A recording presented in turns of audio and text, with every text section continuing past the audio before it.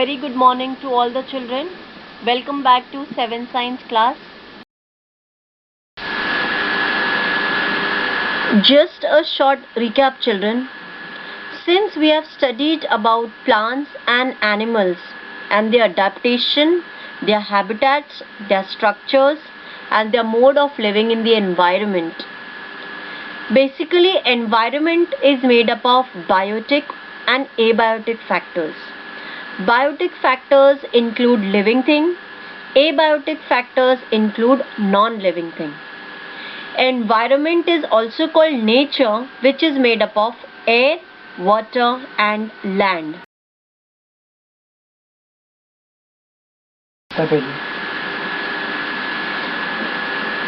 So today we will study properties of natural resources.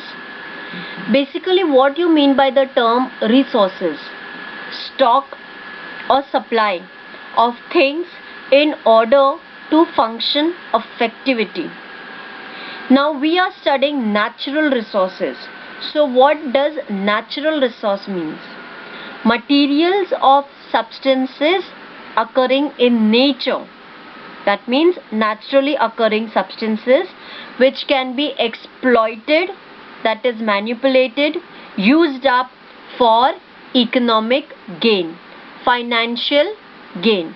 I repeat, materials of substances occurring in nature which can be exploited for economic gain. Natural resources are classified into land, air and water. Now we first begin with air. Air is a mixture of gases. Air has mass and weight.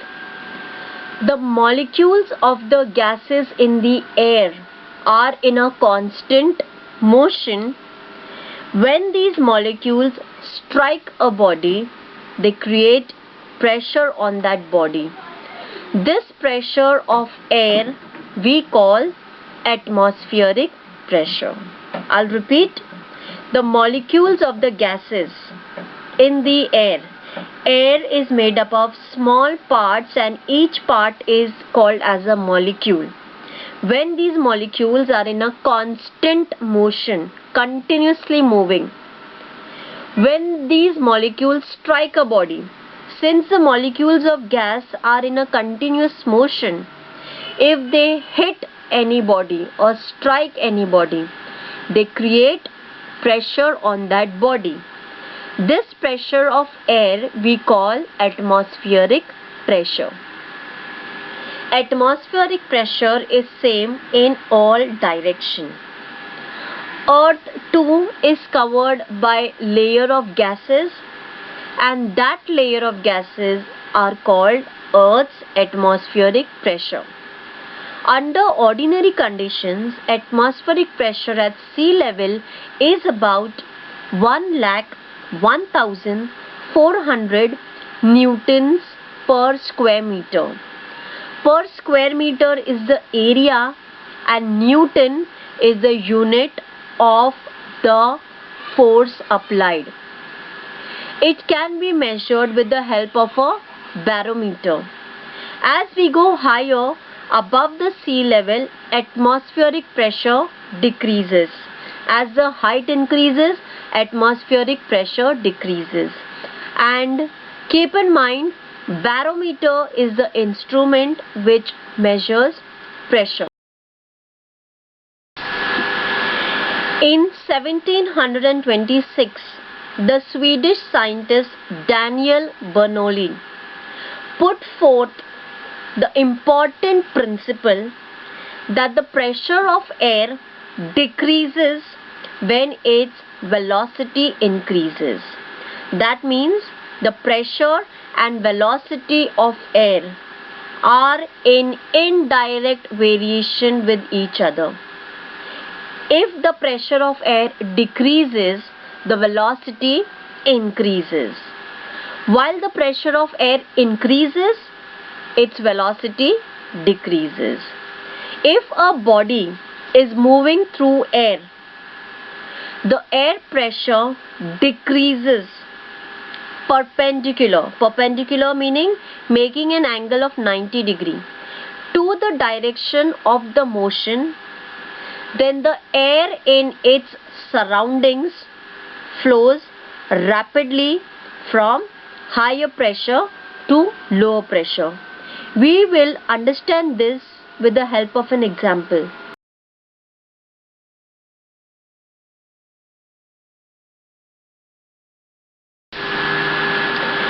The example is as follows. Have a look at the diagram too. Take some water in a plastic cup and hold a straw upright in it. Hold a small piece of another straw near the upper end of the first straw and perpendicular to that straw so that it makes an angle of 90 degree. Blow hard through the small piece of the straw. You will see a fountain of water. Now how it comes? On blowing through the straw, the air at its open end is pushed away. When you are blowing at its open end, the air is pushed away. Hence the pressure of the air at the opening goes down. According to Bernoulli, velocity increases, pressure will decrease.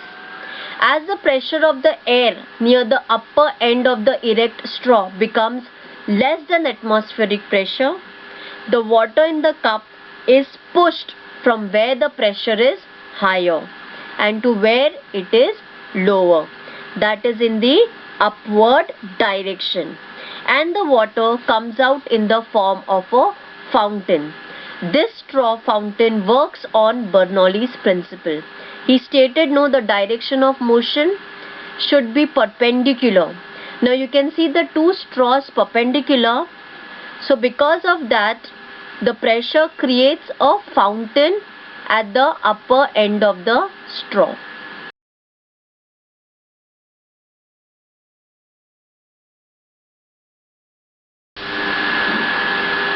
When there exists a difference in the air pressure at two different places, the air starts flowing from the place of higher pressure to the place of lower pressure. You had seen in the fountain how it happened. At such times we feel a breeze or a wind blowing. Thus winds are an effect of difference in air pressure. Another example to study about the property of air. Take ice cubes in a glass up to 3/4 of its height. Due to the ice cubes in the glass, the air surrounding the glass cools down. As the water vapor in this air cools down, it condenses. Condensation is a state, it's a process in which gaseous substance is converted into liquid. You can see in this example the ice cubes in the glass, okay, surrounded by water vapor. Now because of the temperature, as the air cools down, the vapor, that is the gaseous form of water existing in the air, cools down and turns into liquid droplets. It is this water that collects on the outer surface of the glass. Remember, condensation is a process where a gas converts into liquid state.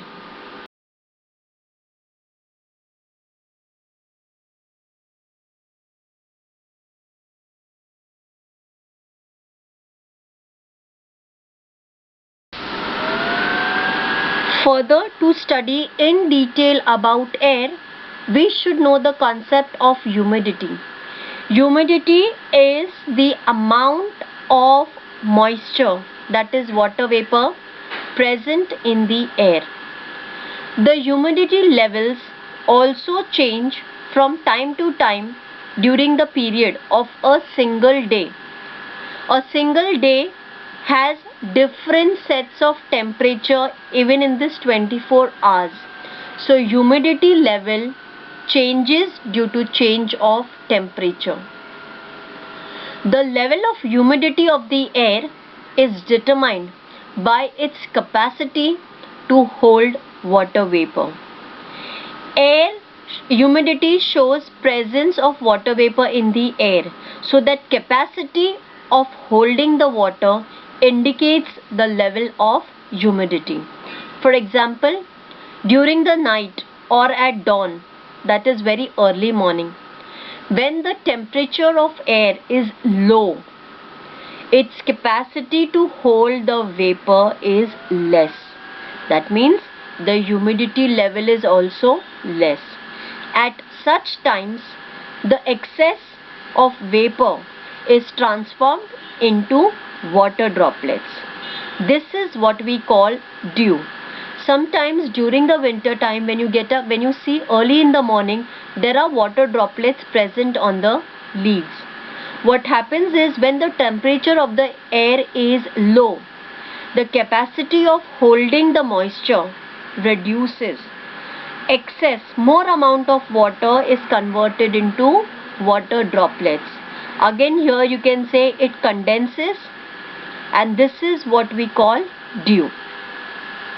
In the afternoon, when the temperature of the air is high, the capacity of the air to hold the moisture also increases. Then, compared to its full capacity to hold water, the proportion of moisture in the air is less, and we feel that the air is dry. Due to high temperature, the proportion of moisture due to high temperature, it keeps on evaporating, and that is why we feel that the air is dry. Just a short note to conclude all what we have studied. Air has properties: occupying space, having a certain volume, having mass and weight. Air is a mixture of very fine particles of some gases, dust, smoke and moisture. Now what we are going to study is a property of air. When rays of light fall on these minute particles, the particles spread the light in all directions. This natural phenomenon is called scattering of light. So what it means is, in air there are some particles present which spread the light in all directions, and this scientific splitting or spreading of light in all directions is called scattering of light. This is the science assignment for the respective topic. I want you to write it on a paper and file it. All the answers are present in the slide itself. Read the slide very carefully. I hope I was clear with what I taught you. Be safe and stay at home. Thank you.